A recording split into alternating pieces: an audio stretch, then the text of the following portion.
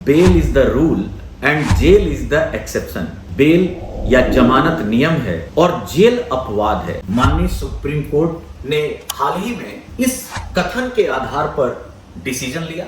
Money laundering, धन शोधन, जिस तरह हम गंदे कपड़ों के धोकर साफ कर देते हैं, वैसा ही मनी लॉन्ड्रिंग का मतलब था काले धन को सही धन, उचित धन, वैध धन बनाना। अनुच्छेद 21 का जिक्र करते हुए न्यायाधीश साफ कहते हैं किसी व्यक्ति को उसके जीवन या उसकी व्यक्तिगत स्वतंत्रता से बाधित किया जा सकता है। कई मामलों में इसी ईडी के प्रयोग पर विपक्षी पार्टियों के लोगों के खिलाफ लगा है। Bail is the rule and jail is the exception. Bail या जमानत नियम है और जेल अपवाद है। माननीय सुप्रीम कोर्ट ने हाल ही में इस कथन के आधार पर डिसीजन लिया। वैसे तो सबसे पहले 1977 में कृष्ण अय्यर जस्टिस ने इसका इस्तेमाल किया था, इस वाक्यांश का, लेकिन 2024 में लगातार कथन का उपयोग कर सुप्रीम कोर्ट ने, आप जानते होंगे, जो झारखंड में पीएमएलए का एक मुद्दा था, प्रेम प्रकाश बहुत महीनों से जेल में बंद थे,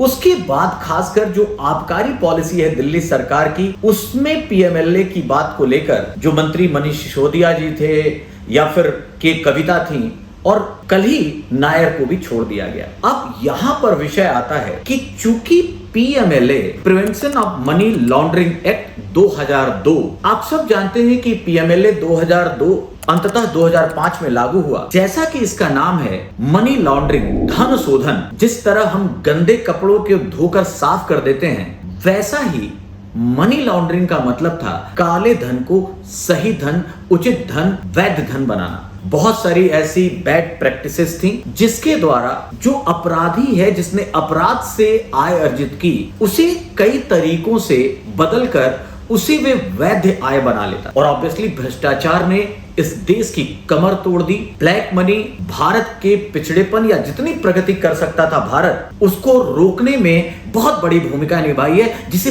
पैरेलल इकोनॉमी, समानांतर अर्थव्यवस्था तक कहा गया। पीएमएलए के द्वारा जब 2002 में कानून आया तो बहुत सारी ऐसी बातें आई और ईडी को, खासकर इन्फोर्समेंट डायरेक्टरेट को कुछ अधिकार मिले, और ये ऐसे अधिकार मिले जैसे उन्हें संपत्ति की कुर्की का आदेश मिला, वो एक विशेष न्यायालय मिला जिसके द्वारा त्वरित निर्णय लिया जा सके। कानून में केवल पीएमएलए के तहत ही नहीं बल्कि IPC, NDPS act, custom act, इन सबके साथ मिलाकर जो जिम्मेदारी है वो तय की गई। अपराध या अपराधियों को इसके तहत गिरफ्तार करने और उन्हें जेल में रखने का अधिकार मिला।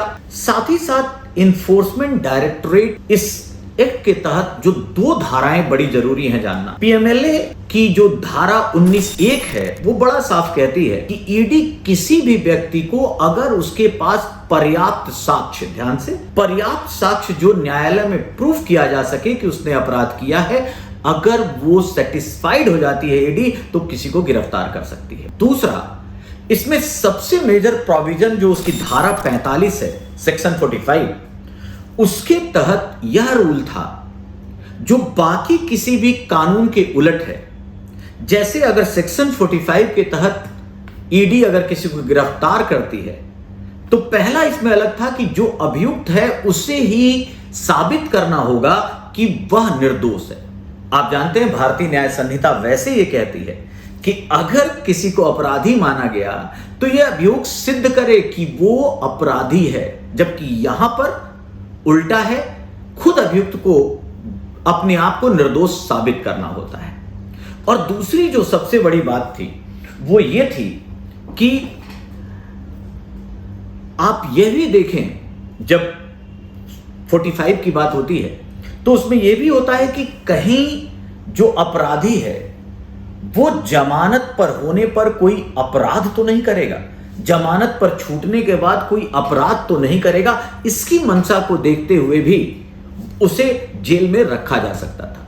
और तीसरी कंडीशन तो कॉमन है कि वह भारत छोड़कर या देश छोड़कर भागने की फिराक में तो नहीं है या भाग तो नहीं सकता। तो इस तरह इसका जो धारा 45 है पीएमएलए का, उसमें जो हमारा परंपरागत कानूनों से अलग व्यवस्था हो जाती है, और इसीलिए ईडी का ये कानून थोड़ा ज्यादा, आप कहें कि कड़ा है, हार्ड है, क्योंकि इसमें खुद अभियुक्त को सिद्ध करना है कि वह निर्दोष है। अब और साथ में यह भी है कि अगर जमानत के बाद वह किसी सबूत में या इतना ताकतवर है कि कुछ चीजों में छेड़छाड़ कर सकता है, तो भी उसे छोड़ा नहीं जाता। तो इस कारण से इन सारी बातों को लेकर ईडी ने इधर बीच पिछले कुछ समय में देखे, और खासकर जो गवर्नमेंट है प्रेजेंट, इसके काल में ईडी का प्रयोग बहुत बढ़ा। और यह भी कहा गया कि ईडी ने अब जो सरकार है, उनके जो विपक्ष है, जो पॉलिटिकल एक तरह से शत्रुता है या पॉलिटिकल कंपटीशन है, उसके खिलाफ ईडी का दुरुपयोग हुआ या उपयोग हुआ। इसमें कोई शक नहीं है कि ऐसी पक्ष विपक्ष की राजनीति हमेशा चलती रही है इस देश में, और लोगों ने उपयोग और दुरुपयोग दोनों किया। कई मामलों में इसी ईडी के प्रयोग पर दो पक्ष तो जरूर दिखते हैं कि ज्यादातर यह विपक्षी पार्टियों के लोगों के खिलाफ लगा है, और दूसरा यह भी देखा गया, कुछ ऐसे तथ्य जरूर हैं कि जिस पर ईडी ने कुछ आरोप लगाया, और अगर उन्होंने उस पार्टी को छोड़कर और सरकार की पार्टी ज्वाइन कर ली, तो बाद में यह भी देखा गया कि उनके पीछे जो पीएमएलए है उसको हटा दिया गया या उसको शिथिल कर दिया गया। अतः यह आरोप को नकारना कि इसका दुरुपयोग नहीं किया गया है, यह नहीं स्वीकारा जा सकता। लेकिन अगर हम इस एक्ट की बात करें, यह एक्ट बहुत जरूरी था, क्योंकि भारत में, जैसा मैंने पहले भी कहा, जिस तरह से भ्रष्टाचार के द्वारा काला धन को लीगल मनी बनाई जा रही थी, और इससे सबसे बुरी चीज यही होती थी कि अमीर और अमीर हो जाता था, और गरीब की जो वंचना थी, जो पैरेलल इकोनॉमी में जो महंगाई, इन्फ्लेशन पर इसका प्रभाव पड़ता है, उस सारी चीजों से बहुत प्रभावित होता था आम आदमी और गरीब आदमी। ऐसे में इस तरह के एक्ट की जरूरत निसंदेह है। अब यहां पर जो टकराव दिखता है, अगर इतना इंपॉर्टेंट था तो फिर आखिर ऐसे लोगों को बेल क्यों दी जा रही है? तो यहां पर माननीय सुप्रीम कोर्ट, इस बार जस्टिस बी.आर. गवई और के.बी. विश्वनाथन ने 2022 के विजय मदन चौधरी व अन्य बनाम भारत संघ का जो वाद था, उसी निर्णय को रिपीट करते हुए कहा कि नहीं, बेल रूल है और जेल एक्सेप्शन है। अभी अगर हम राजनीतिक पक्ष जो बहुत चर्चित रहे, मनीष सिसोदिया जी, उनको छोड़ने की बात में यह बात आई कि भाई 17 महीने लगभग जेल में हो गए, और जेल में रहते हुए जो साक्ष्य, जो मुकदमा था, वो अभी तक पूरा दर्ज नहीं हो पाया, अतः यहां बेल देनी चाहिए। और दूसरी तरफ एक और बात आती है जो कि कविता के संदर्भ में आती है। एक महिला होने के नाते जो हमारा जजमेंट, जो हमारी जुडिशरी है, वो ये कहती है कि महिलाओं को विशेषाधिकार है, इन्हें बाकी अपराधियों की तरह ट्रीट नहीं किया जा सकता, इन्हें विशेष सुविधा मिलनी चाहिए, अतः जमानत मिलनी चाहिए। याद रखिएगा, दिल्ली हाई कोर्ट ने कहा था, उस निर्णय को सुप्रीम कोर्ट ने बदल दिया। दिल्ली हाई कोर्ट ने साफ कहा था कि के कविता बहुत शिक्षित महिला हैं, इन्हें हम एक आम अबला या फिर एक जो सामान्य महिला होती है उस अपराधी की तरह ट्रीट नहीं कर सकते, इन्होंने समझबूझकर किया, इसलिए जमानत नहीं दी थी। लेकिन सुप्रीम कोर्ट ने यह भी कह दिया इस बार कि कविता की जमानत ये साफ कहती है कि सभी महिलाओं के लिए यह अधिकार समान है। इस तरह से बार बार अनुच्छेद 14 और अनुच्छेद 21 का जिक्र आया।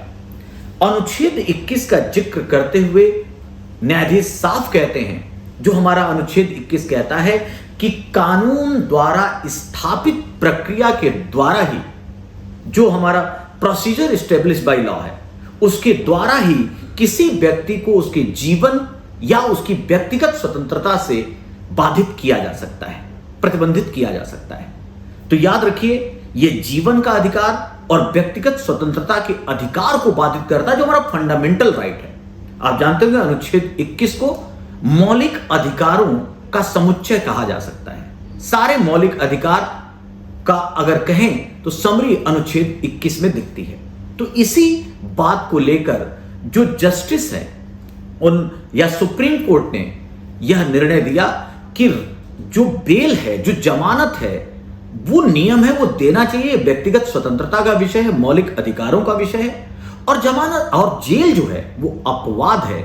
और हम कब तक जेल में रखेंगे, उसका प्रोसेस क्या है, उसके पीछे की केस एस्टेब्लिशमेंट का जो प्रोसेस है वो पूरा होना चाहिए। और इसी बात पर सुप्रीम कोर्ट ने लगातार पिछले कुछ दिनों में पीएमएलए के तहत और खासकर दिल्ली की आबकारी नीति के तहत बहुत सारे ऐसे लोग जो जेल में बंद थे उनको धीरे धीरे जमानत देने का निर्णय लिया है।